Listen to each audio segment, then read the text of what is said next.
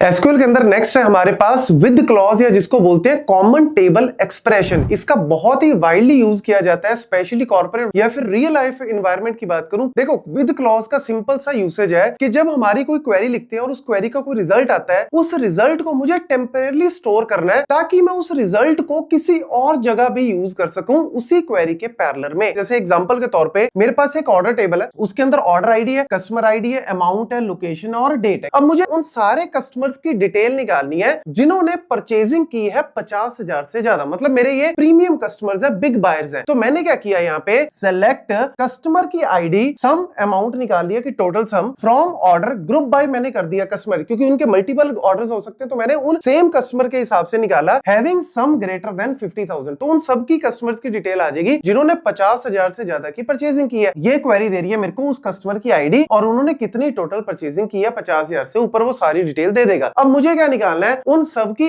Other detail भी निकालनी है। लेकिन अगर मैं इस क्वेरी को यूज करता हूं तो यहाँ पे जो हैविंग के साथ यूज किया जाता है वही हम यहाँ पे यूज करते हैं, एक्स्ट्रा कॉलम हम यूज नहीं कर सकते। अगर मैं चाहता हूं कि भैया मेरे को उन सारे टेबल्स की डिटेल निकालनी है तो मैंने इस क्वेरी के रिजल्ट को स्टोर कर लिया यूजिंग विद और यहाँ पे एक नेम दे दिया और मैं उसी नेम को यहाँ पे सेलेक्ट स्टार फ्रॉम उस टेबल को यूज कर लूंगा। तो ये क्या करेगा, इस रिजल्ट को इस नाम से स्टोर कर देगा और मैंने select star from big buyer किया तो ये सारे कस्टमर्स की डिटेल दे देगा। तो एक्चुअल में क्या कर रहे हैं, हम एक क्वेरी के रिजल्ट को टेम्परेरली स्टोर करके तुरंत यूज कर रहे हैं विद क्लॉज की हेल्प से।